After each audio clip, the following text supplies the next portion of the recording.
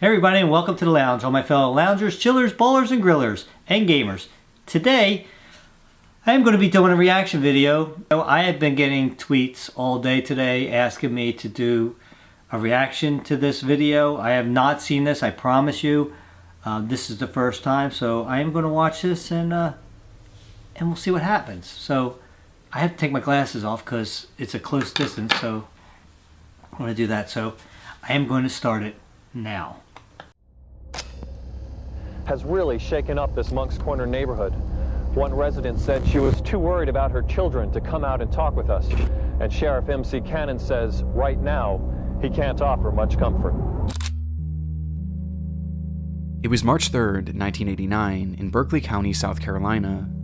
5-year-old Justin Turner leaves his home in the early morning, heading in the direction of his bus stop, where he was set to meet his neighbors. His stepmother, Megan Turner, who usually accompanied him, had been busy in the shower, while his father, Victor Turner, was off at work, leaving Justin to make this short walk alone. Later on, Megan would wait for the same bus to arrive at the end of the day, only when it did, Justin never got off. In fact, according to the bus driver and the neighbors, he never even made it on the bus in the first place. That night, Justin Turner was reported missing, and the search to find him was underway immediately. It was the third day of the search, March 5th, 1989, that yielded its biggest turnout, with volunteers from the community banding together with law enforcement to help find the young boy, with the group being accompanied by a camera crew from the local Channel 2 station, as everyone shared the same hope that the child would finally be found. And so they were off, with many searchers directing their focus on the nearby woods, while others, including Justin's own family, would search closer to the property as well as its neighboring land. This included rummaging around various sheds and piles of trash, as they were made to leave no stone unturned that day, with everyone geared up for a long, grueling day of searching. Though in the end, all they needed was a few minutes.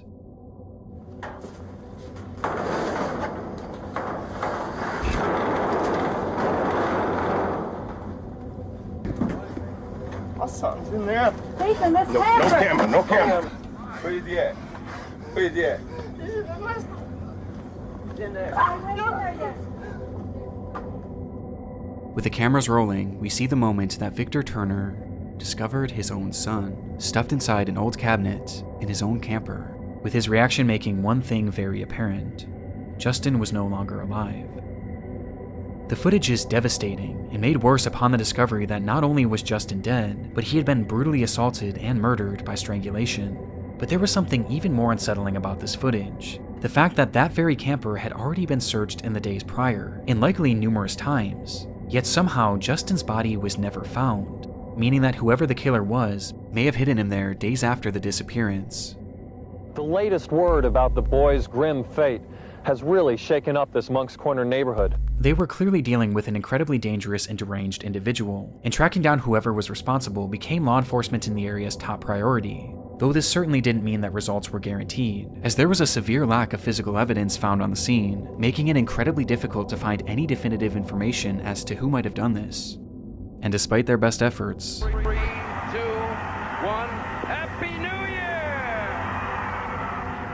a full year passed, It's 1991. and then 2, and then 3. Happy 2000! Then a full decade passed, then 2, and then 3. From the start, Justin Turner's case was ice cold, and in the end, it seemed clear that it would remain this way forever. Until... Breaking news this afternoon out of Berkeley County, as the Berkeley County Sheriff's Office has made 2 arrests in the Justin Turner case. The Berkeley County Sheriff's Office confirms that yesterday they arrested Justin's father, Victor Lee Turner, and his stepmother, Megan Renee Turner, in the upstate, both charged with murder. 35 long years after Justin Turner's body was discovered, it would be the very man who found him that was charged for his murder, along with his wife and Justin's stepmother. This supposedly came as a result of improved forensic technology, as well as other information that had previously been unreported, like one account where his stepmother Megan had been overheard talking about how she and Justin had gotten into a fight that very morning, with the woman eventually laughing about it and saying, "But I won that fight." From the very beginning, Megan was always considered a suspect in this case. In fact, she had even already been arrested for his death at one point in 1990, but was swiftly released on account of a lack of physical evidence. And this lack of physical evidence is still a factor to this day, as the recent arrest of this couple hinged mainly on circumstantial evidence, with one of the key pieces being that news footage. Investigators pointed out a number of strange moments in Victor's behaviors and actions that day when they went back and reviewed the recording, with the most glaring being that he had found his son literally seconds into the search, entering that camper and going right for the drawer that he was hidden in, almost as if he knew where to look. And given that he owned the property and he owned the camper, it makes more sense as to how Justin's body could have seemingly just appeared there, as he and his wife were the ones who had the easiest access to it. On top of this, upon finding Justin, Victor didn't rush in to check on his condition, and he seemed to just assume he was dead despite only getting a quick glance. He didn't rush to hold him, he didn't yell out to him, he just backed away and told those around him that he had found his son. Shortly after, it's alleged that Victor asked a detective on the scene what would happen if a family member had done this, with this question supposedly being posed before it was even revealed that Justin had been murdered. The sheriff on the case later proclaimed about the footage, "You look at it, you look at the actions, you look at the body language. I'll let the people draw their own conclusion."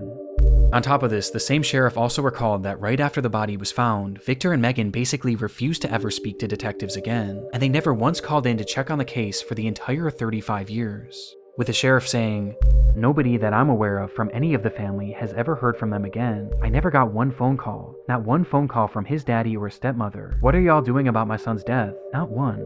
What does that tell you?" Watching the moments that Victor found his son's body, now knowing the context, disturbing doesn't even begin to describe it. And the fact that it took 35 years for this couple to finally be placed behind bars is baffling. But things were about to get a whole lot more shocking. During our hearing, we requested that the charges against Megan and Vic be dismissed. We were very fortunate today that we got a copy of the order from the judge dismissing the charges against both Megan and Vic.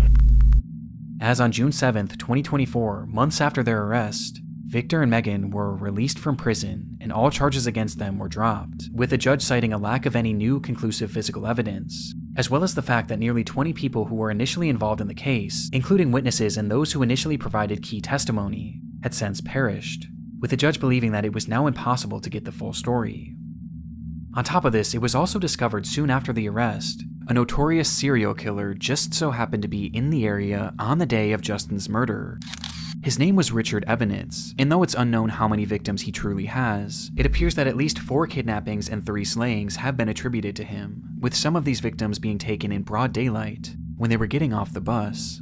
Richard has long since passed away, and there's really no verifiable links to prove his involvement with this crime, with this potentially being just a strange coincidence, as it is worth noting that it seems like the rest of Justin's family still believe that Victor and Megan had killed him. But all of this left the case in a position that the judge felt was unsolvable, leaving the case without conclusion and without justice. Meaning that in this footage, we may never truly know if Victor had just discovered his son, or his victim. The 3-day search is over, but not in a way anyone wanted to see. Vivas que não recomendamos para crianças nem para pessoas sensíveis.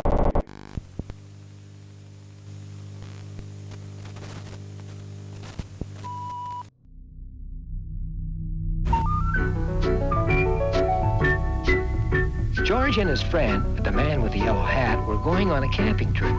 This is a beautiful spot to set up camp, George. George turned around and saw something scary. It was a thin trail of smoke. There seems to be something innately interesting about survival shows. For decades, audiences have been enamored by depictions of people pushing themselves to the limit in order to survive harsh and almost inhumane conditions. Most notably, and one of the more tame examples, is Survivor, which no doubt popularized the genre, as it isn't just a staple of television in the US, but all the other countries that have since created their own versions of the show. In France, the show was called Koh Lanta, and was created back in 2001 by the company Adventureline Productions, or ALP for short. And by the year 2015, the show was one of the most popular in its market, having seen 13 successful seasons. And so, riding the high of this impressive feat, ALP decided to try their hand at a new show, one that was far more daring. Hur fasen ska detta gå?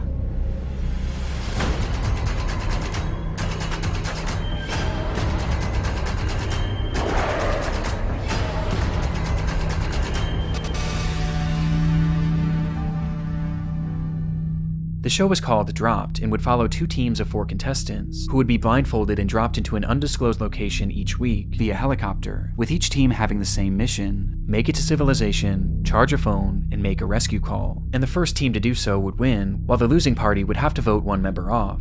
It was a fairly interesting idea, but it also already had a proof of concept, as there was actually an identical show being made in Sweden at the time that was already well received. Though Dropped wanted to turn up the interest even more, and that's exactly what they did when they announced that the cast would be composed solely of famous athletes, most of whom turned out to be French Olympians who were already well beloved in the country. It had all the makings of a certain success, though in the end, this show would never actually make it to television, with the showrunners proclaiming that the program would not see the light of day. And this was all thanks to the events of March 9th, 2015.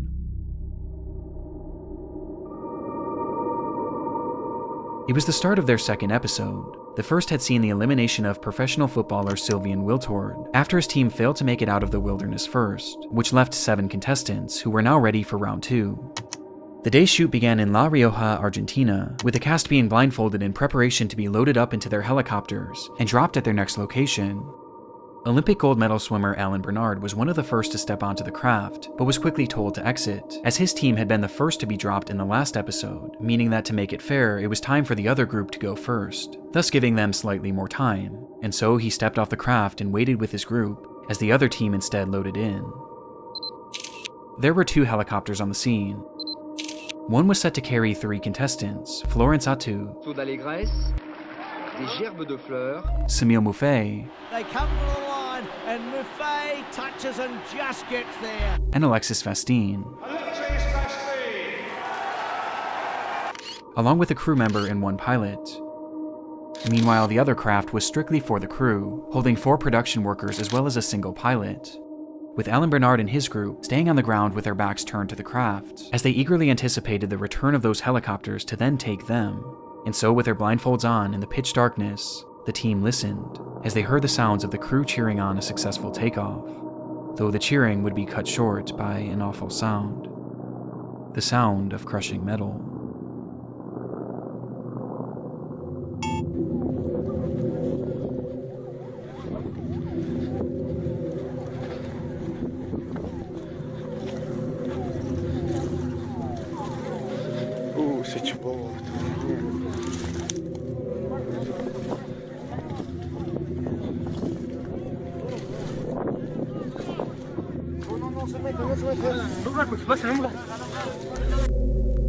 The aftermath was recorded on the cell phone of someone standing nearby, showing us a large group of people rushing towards a massive plume of smoke.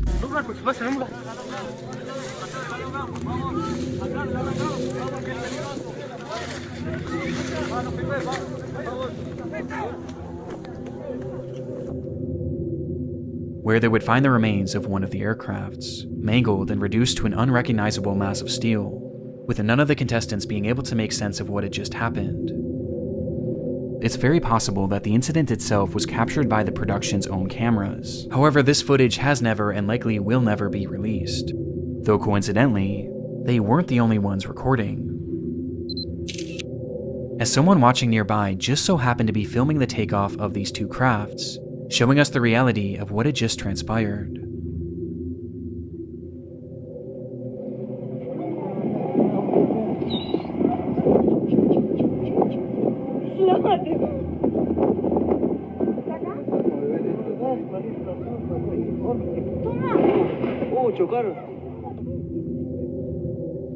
Just as the 2 aircrafts had taken to the sky, the second and lowest helicopter began rapidly ascending, with the pilot seemingly failing to realize that the other craft was directly above them, causing the 2 to collide, and then plummet to the ground below. In the end, 10 people went into the sky, and none made it down alive.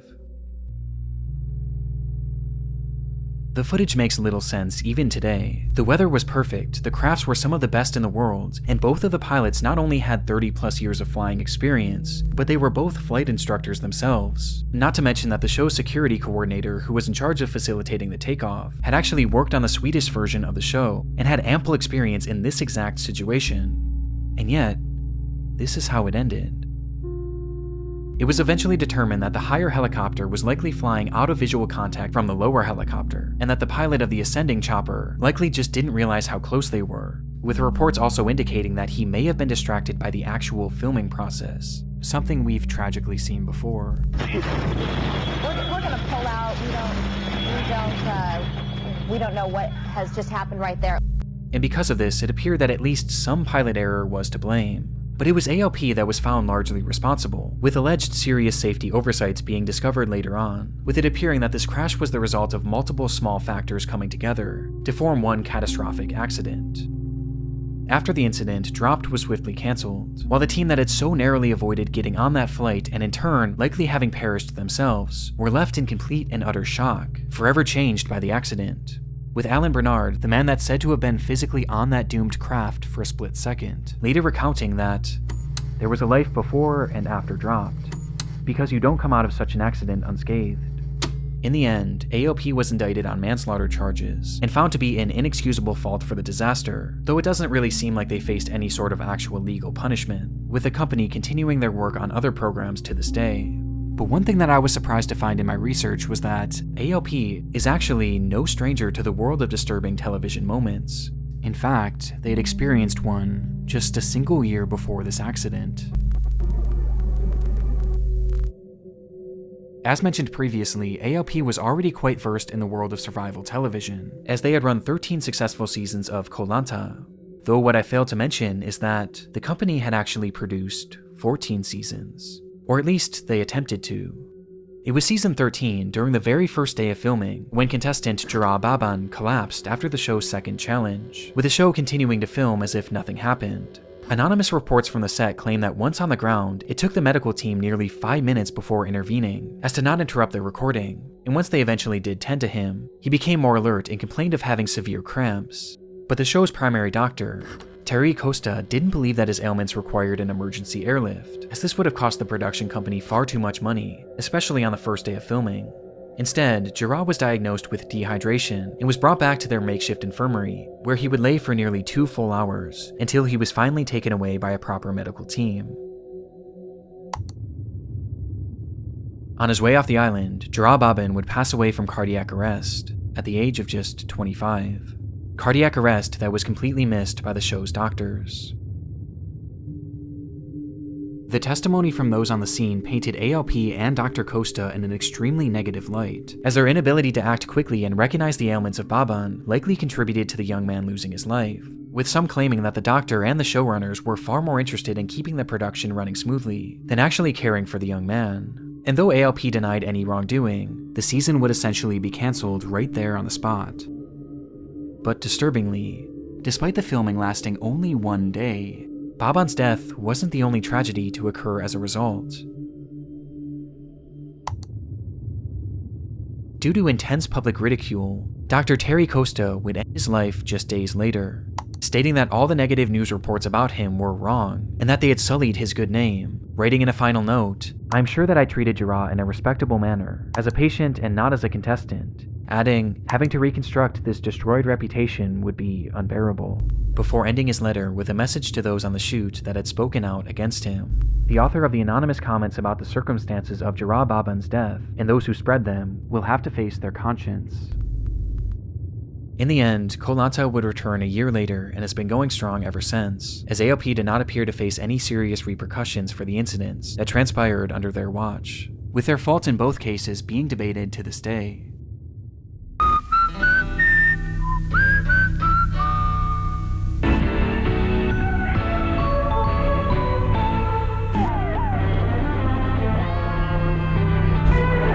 Emergência 911, a vida como ela é na tela do SBT. It's July 5th, 1993, in downtown Sao Paulo, Brazil. A doorman working at a busy office building looks up to the sky and notices a woman sitting on top of the structure, her legs dangling 7 stories above the pavement below, one wrong move away from certain death. Precisely what she wanted. The man calls the police immediately, though surprisingly, they wouldn't be the first on the scene, and instead, they were beaten by a camera crew.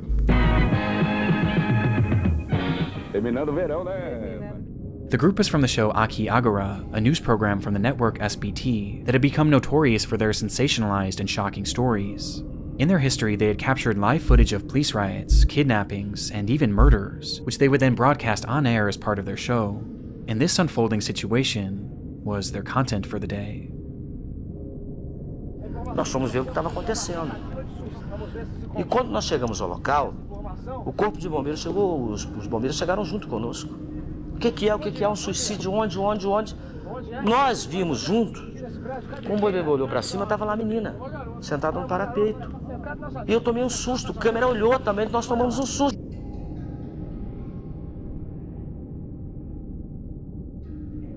Her name was Daniele Alves, and at the age of just 16, she had entered that office building and climbed up to its roof with the hopes of ending her life. And minutes after Aki Agora arrived, she did just that, as their cameras captured it all. É terrível. Daqui a pouco o Aqui Agora vai mostrar as imagens chocantes de uma jovem pulando para a morte. Atenção, são imagens exclusivas que não recomendamos para crianças nem para pessoas sensíveis.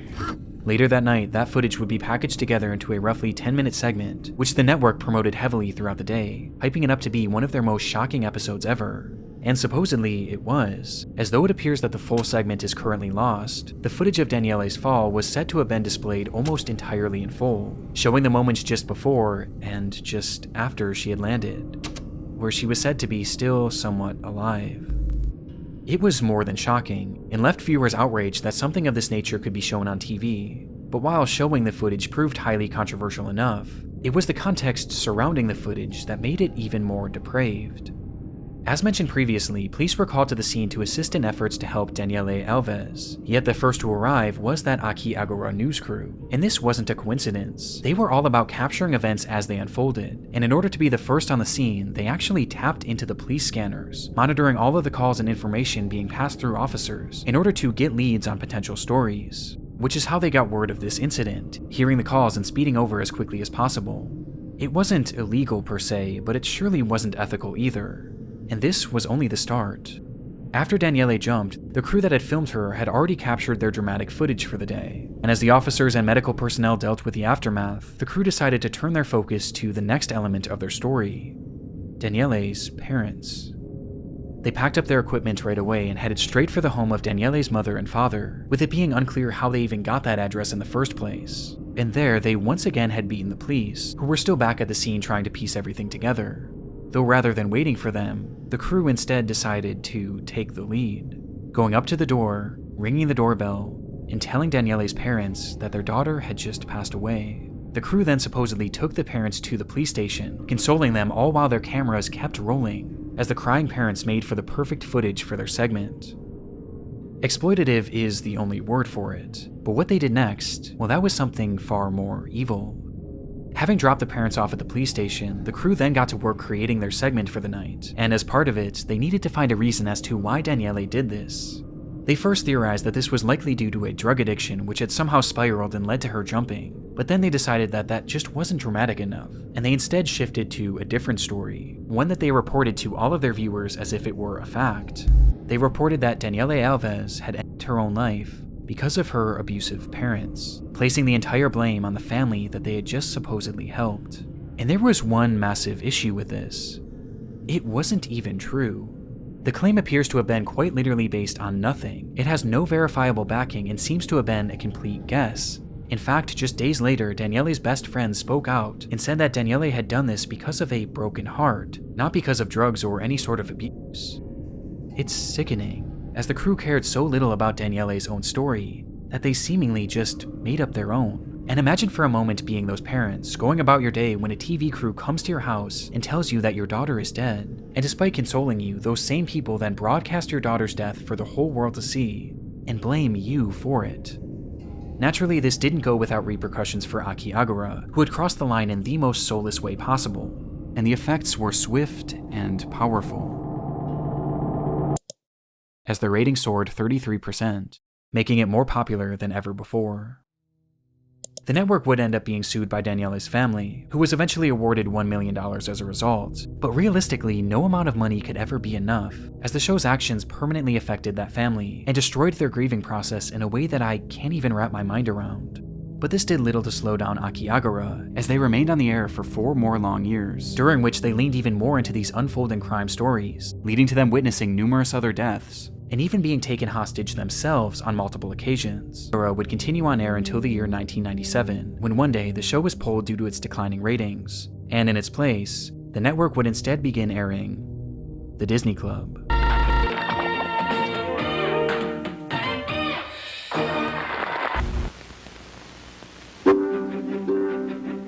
You look down the track and there is a train coming toward you.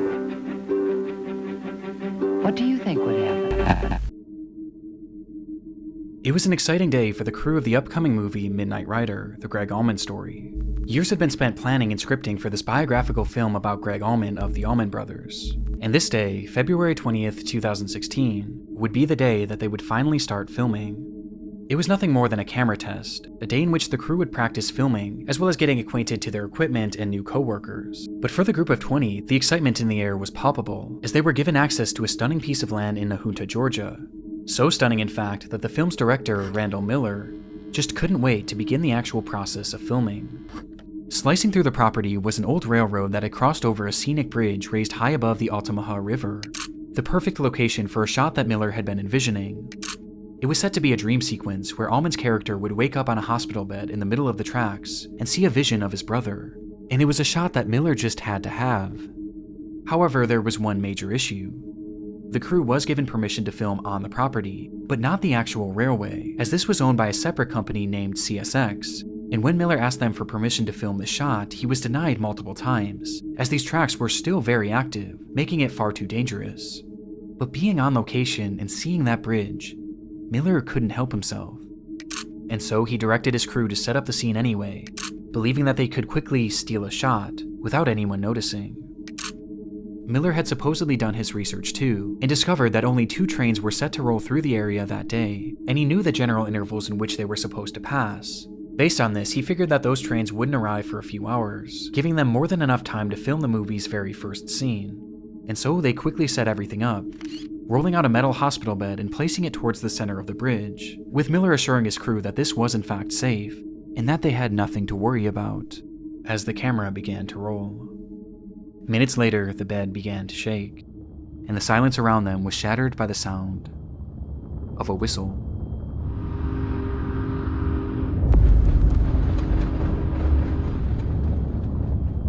Before them was an unexpected third train, heading straight for the bridge that the entire crew was now on. Miller had gotten the schedule wrong. At this point, the crew was filming a considerable distance into the bridge, but the shortest and really only route to safety was to go towards the oncoming train, and so that's precisely the route they took. And as they did so, there was little panic within the group, as rather than rushing to safety, they all seemed more focused on retrieving their equipment, believing that they had more than enough time to salvage everything. As after all, losing this expensive equipment on day 1 would have been devastating for the production. They likely had no idea that from the sound of that first whistle, they had just 60 seconds until the train would cross that bridge, whether they were off it or not. As they began to realize just how quickly the train was approaching, their movements became more hurried, which is where one major problem occurred. That metal hospital bed.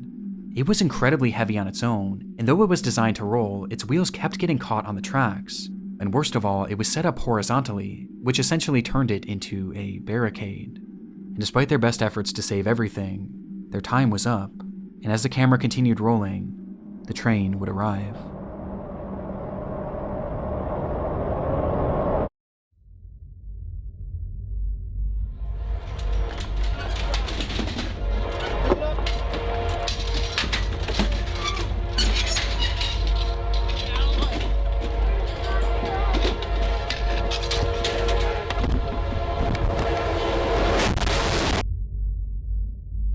At this moment, the train itself also had a camera rolling, which showed that even in those final moments, the crew was still trying to salvage their equipment. What happened next was a blur. Some were able to leap to safety, while others managed to jump to the side and cling onto the bridge. But there was still one thing that remained in the train's path. That hospital bed, which upon impact was torn to pieces, pieces that were flung all over the area, striking multiple crew members and leaving many injured. but it was 27-year-old filming assistant Sarah Jones who was struck by the largest fragment, with a force so strong that it caused her to fall directly in front of the train. In total, 7 crew members were hurt but alive, while Sarah Jones had tragically been killed. On the very first day of production, in the very first shot, the unthinkable had happened. And when it came to passing the blame, most turned their attention to Randall Miller, as he was the one who ordered the scene to be shot despite being denied permission numerous times. And this public disdain towards him only grew as he and his production company denied any responsibility, and instead, they blamed the railway company. Just 1 week after the incident, Randall Miller requested a new permit to begin filming Knight Rider once again, asking if they can begin as soon as possible. This, however, would never actually happen, as he was instead arrested and given a 1-year prison sentence for manslaughter, as well as a 10-year ban from directing any films, a mandate that he would actually go on to break, though he was swiftly forgiven, and today he continues to direct. But while it's easy to focus on the morbid nature of this case and the man responsible for it, there was one unexpected outcome of this horrific accident. Upon her passing, Sarah Jones' parents set up a foundation called Safety for Sarah, which pushed for safer working conditions on film sets, with the movement bringing to light a number of safety concerns that were often brushed aside and ignored. And all in all, their efforts have made TV and film sets significantly safer, giving their daughter a purpose even after her death. On top of this, Sarah Jones was also honored by countless production companies across the world, as crews began writing her name on their film slates, with there ultimately being over 2,000 of these tributes for her, from some of the world's most well-known productions. But by far the biggest tribute was when she was honored at that year's Academy Awards ceremony, a stage that she always dreamed of making it to. When you saw her name up on the screen at the Academy Awards, what were your feelings? Overwhelming. She made it to the Academy. She made it.